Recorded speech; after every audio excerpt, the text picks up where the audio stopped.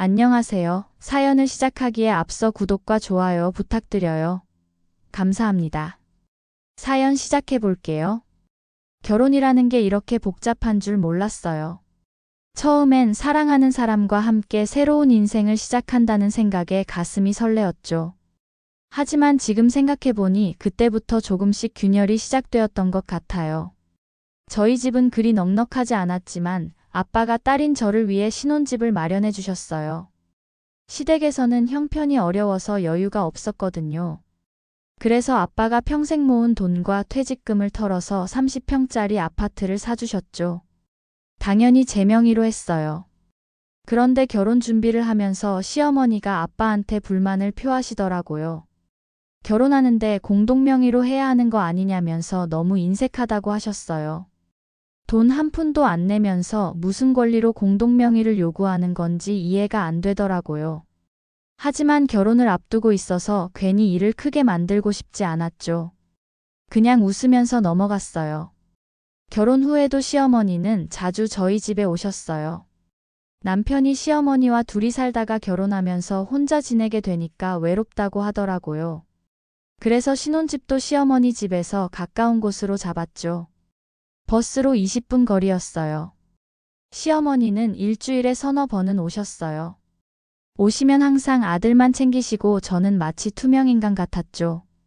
설거지를 하고 있어도 저한테는 한마디도 안 하시고 아들한테만 말을 걸으시더라고요. 아들이 좋아하는 반찬을 미리 해와서 냉장고에 채워두시고 제가 해놓은 음식은 거들떠보지도 않으시고요. 그런데 결혼한 지 2년 정도 지났을 때였어요. 아빠가 건강검진을 받으러 가셨다가 큰 병원에서 정밀검사를 받아보라고 하더라고요. 혹시나 했는데 정말 안 좋은 결과가 나왔죠. 췌장암 사기였어요. 의사 선생님이 조심스럽게 말씀하시더라고요. 가족들이 마음의 준비를 하셔야 할 것 같다고. 수술은 어려운 상황이고 항암 치료로 생명을 연장할 수는 있지만 길어야 6개월에서 1년 정도로 본다고 하셨어요. 그 말을 들었을 때 정말 하늘이 무너지는 것 같았어요. 저희 가족은 아빠, 저, 그리고 5살 어린 남동생 3명이 전부였거든요. 엄마는 제가 중학교 때 교통사고로 돌아가셨어요. 그 후로 아빠가 저희 둘을 키우느라 정말 고생하셨죠. 아빠는 성실하게 살아오셨어요. 술도 안 드시고 담배도 안 피우셨는데 왜 이런 병에 걸리신 건지 정말 억울했어요. 병원에서 나와서 주차장에서 한참을 울었죠. 집에 와서 남편에게 눈물을 흘리면서 말했어요. 우리 아빠가 췌장암이고 시간이 얼마 안 남았다고. 제가 아빠를 모시고 살고 싶다고 했죠. 그런데 남편의 반응은 제가 예상했던 것과 전혀 달랐어요. 그건 안 된다며 자신은 장인어른과 같이 살 수 없다고 하더라고요. 자기 부모도 아닌데 불편하게 어떻게 그러냐면서요. 그러면서 하는 말이 그러게 진작에 건강관리를 좀 하시지.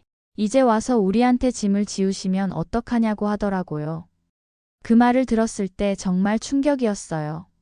제가 결혼한 사람이 이렇게 냉정한 사람이었나 싶더라고요. 아픈 사람한테 건강관리를 못했다고 하다니 그게 사람이 할 말인가 싶었죠. 결국 아빠를 모실 수는 없게 되었어요. 대신 저는 아빠 병원에 최대한 자주 가려고 했죠. 항암 치료를 받으러 가실 때마다 따라가서 옆에 있어 드렸어요. 췌장암 항암 치료는 정말 힘들더라고요.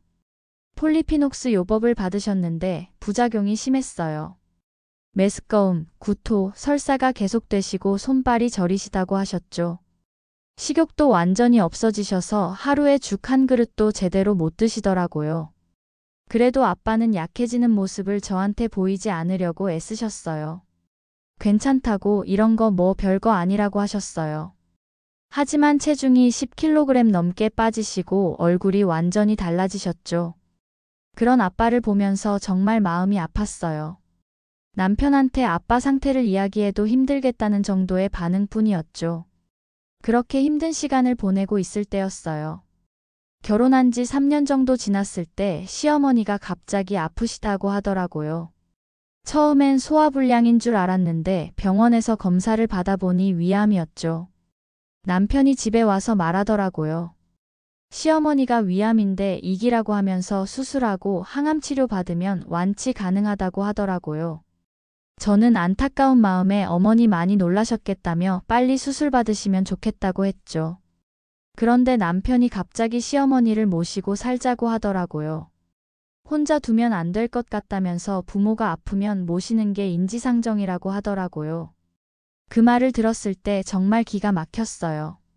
제가 아빠 모시자고 했을 때는 그렇게 반대하더니 시어머니는 모시자고 하다니요. 저는 남편에게 말했어요. 우리 아빠가 얼마 안 남았다고 했을 때는 절대 안 된다고 했는데 그때는 왜 인지상정이 아니었냐고요. 그랬더니 남편이 갑자기 화를 내더라고요. 저를 계산적이고 이기적이라고 하면서 내 엄마가 아픈데 그런 식으로 말하는 게 어디 있냐고 하더라고요. 저는 계산적이라는 말에 정말 놀랐어요. 똑같은 상황인데 왜 다르게 대하냐고 물어본 것뿐인데 말이에요. 남편은 똑같은 상황이 아니라고 하더라고요. 장인어른은 어차피 얼마 못 사신다고 했는다면서요. 그 말을 들었을 때 정말 충격이었어요. 그렇게 생각하고 있는 줄을 몰랐어요. 저는 그런 말 하지 말라고 우리 아빠도 열심히 치료받고 계시다고 했어요. 남편은 사실을 말한 거라며 의사가 그렇게 말했는데 저보고 현실을 받아들이지 못하고 있다고 하더라고요. 그때부터 남편이 저한테 정말 심한 말들을 하기 시작했어요. 정말 이기적인 여자라고, 내 엄마는 생각도 안 하고, 내 아빠만 생각한다고, 그럼 내가 내 아빠 모시고 살라고, 자기는 시어머니 모시고 살 거라고 하더라고요. 저는 당신이 먼저 제 아빠 모시는 거 반대했다고, 저는 어머니 모시는 거 반대한 적 없다고 했어요. 남편은 지금 반대하고 있지 않냐며 이런 상황에서 어떻게 반대를 하냐고 정말 몰상식하다고 하더라고요. 처음으로 남편이 저한테 소리를 지르고 물건을 던지더라고요. 결혼한 지 3년 동안 한 번도 이런 적이 없었는데 말이에요. 그 모습을 보면서 정말 이 사람이 제가 알던 사람이 맞나 싶었어요. 며칠 동안 계속 그런 식으로 다툼이 이어졌어요. 남편은 시어머니를 모시고 살겠다고 하고 저는 그럼 제 아빠도 모시자고 하고요. 하지만 남편은 끝까지 제 아빠는 안 된다고 하더라고요. 장인어른은 남동생이 있지 않냐며 남동생이 모시면 된다고 하더라고요. 동생은 아직 대학생인데 어떻게 아픈 아빠를 모시겠냐고 했더니 그럼 요양병원에 모시든지 하라고요. 그런 식으로 계속 평행선을 달리다가 결국 저는 결심을 했어요. 이 결혼 생활은 계속할 수 없다고 생각했죠. 제가 아픈 아빠를 모시겠다고 했을 때는 그렇게 반대하더니 시어머니는 당연히 모셔야 한다고 하는 남편을 더 이상 이해할 수 없었어요. 그리고 결정적으로 남편이 저한테 한 말이 있었어요. 정말 이상한 여자라고, 시집 온 며느리가 시어머니 모시는 게 당연한 거지. 그럼 왜 결혼했냐며 그럴 거면 친정에서 살라고 하더라고요. 그러면서 또 물건을 던지는데 그 모습을 보면서 정말 모든 게 끝났다고 생각했어요. 더 이상 이 사람과 함께 살 수 없다고 생각했죠. 다음 날 부동산에 연락해서 집을 내놓았어요. 시세보다 조금 저렴하게 해서 빨리 팔리도록 했죠. 그 후로 일주일 동안 정말 큰 소리로 다투었어요.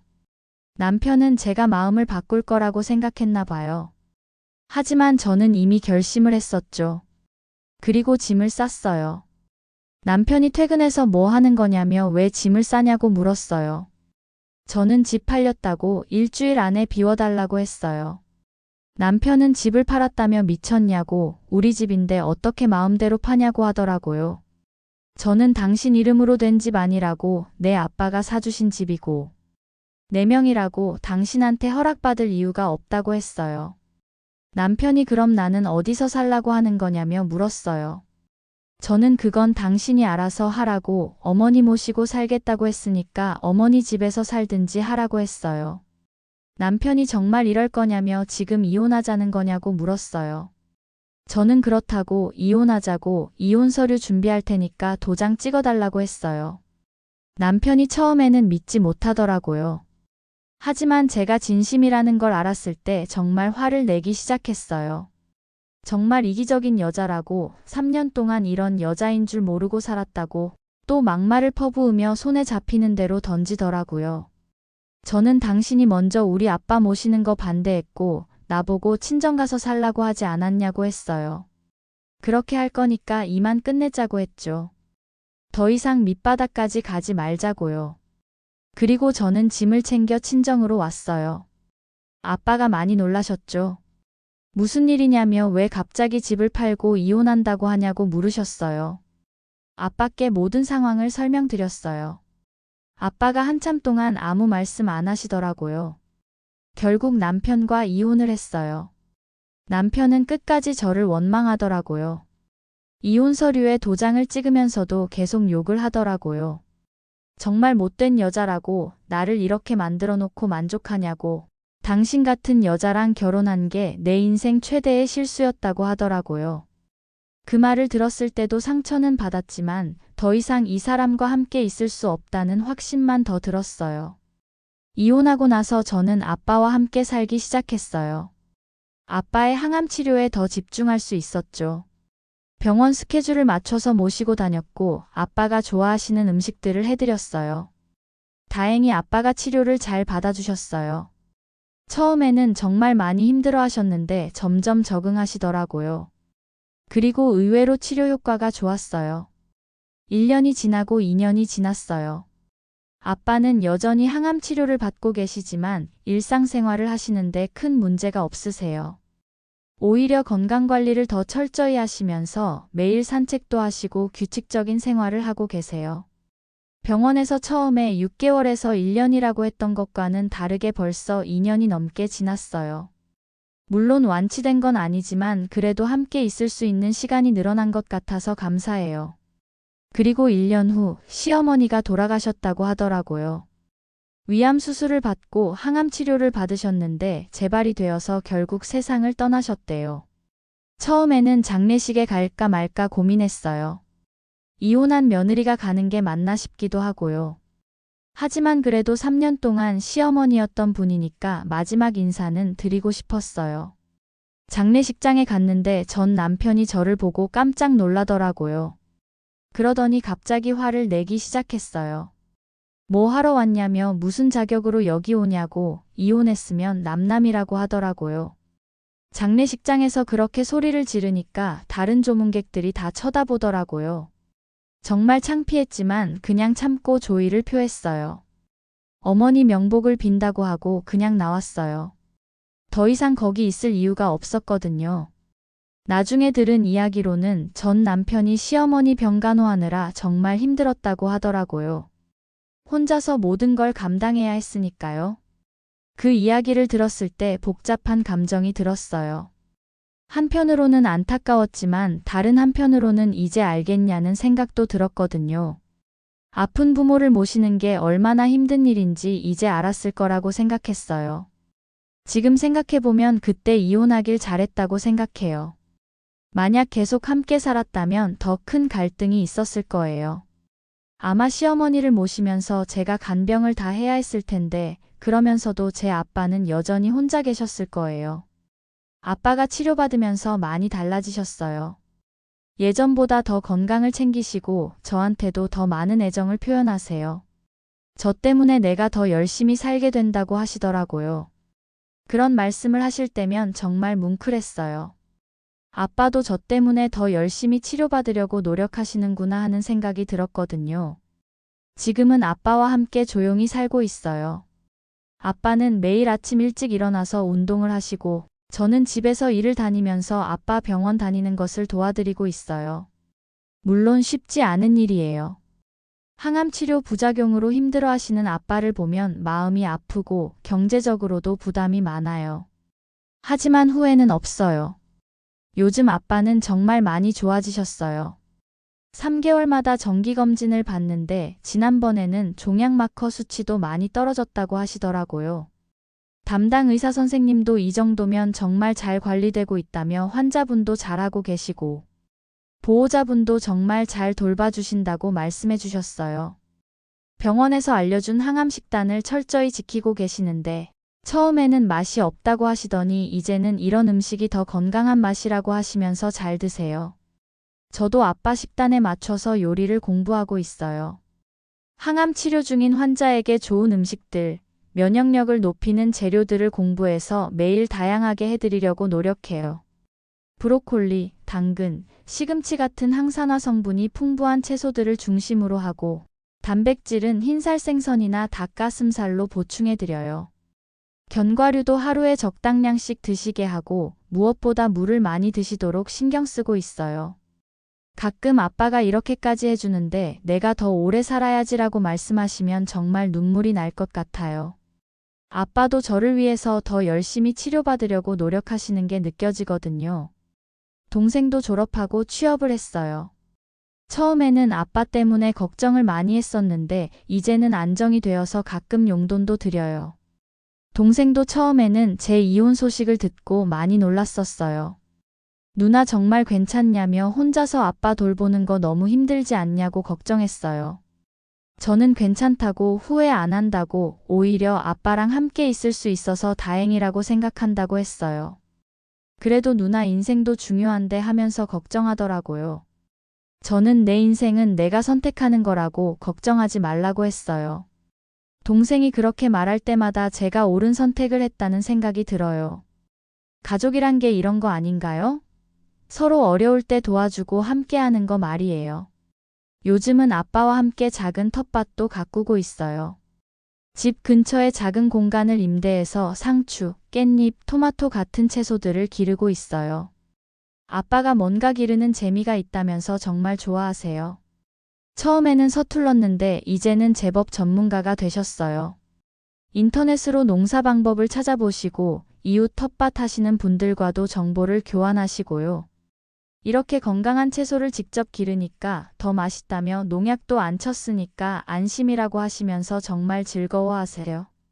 항암 치료를 받으면서도 이렇게 새로운 취미를 갖게 되신 걸 보면 정말 대단하다고 생각해요. 가끔 병원에서 만나는 다른 환자분들 가족을 보면서 생각하게 되는 경우가 있어요. 어떤 분은 가족들이 번갈아 가면서 병원에 와서 돌봐드리시는데 어떤 분은 혼자 오시는 경우도 있거든요. 그럴 때마다 아빠와 제가 함께 있을 수 있다는 게 얼마나 소중한지 깨달아요. 만약 전 남편과 계속 살았다면 이렇게 아빠와 시간을 보낼 수 없었을 거예요. 전 남편은 아직도 혼자 살고 있다고 들었어요. 시어머니가 돌아가신 후에 재혼 이야기도 있었다고 하는데 잘 안 됐나 봐요. 가끔 공통 지인을 통해서 소식을 듣게 되는데 그럴 때마다 복잡한 감정이 들어요. 미워하지는 않아요. 그냥 가치관이 달랐던 거니까요. 하지만 다시 돌아가고 싶지는 않아요. 지금 생각해보면 그때 이혼하길 정말 잘했다고 생각해요. 만약 계속 함께 살았다면 아빠도 저도 모두 불행했을 거예요. 아빠는 혼자 아픈 몸으로 지내셔야 했을 거고 저는 매일 죄책감에 시달렸을 거예요. 그리고 시어머니를 모시면서도 계속 갈등이 있었을 거예요. 왜 우리 아빠는 안 되고 시어머니는 되느냐는 문제로 계속 싸웠을 거거든요. 결국 모든 게 최선의 선택이었다고 생각해요. 아빠는 제대로 된 돌봄을 받으실 수 있게 되었고 저도 제가 하고 싶은 일을 할 수 있게 되었어요. 그리고 무엇보다 서로에게 소중한 시간을 보낼 수 있게 되었죠. 앞으로도 아빠가 건강하게 오래 사셨으면 좋겠어요. 그리고 계속 이렇게 함께 행복한 시간을 보내고 싶어요. 이혼이라는 선택이 힘들었지만 그 덕분에 더 소중한 것을 얻을 수 있었다고 생각해요. 가족이란 게 이런 거죠. 어려울 때 서로 의지하고 도와주는 것. 그것보다 더 중요한 건 없다고 생각해요. 저는 제가 한 선택을 전혀 후회하지 않아요. 오히려 자랑스럽게 생각해요. 제 긴 이야기를 끝까지 들어주셔서 감사합니다. 구독과 좋아요, 알림 설정까지 잊지 마세요.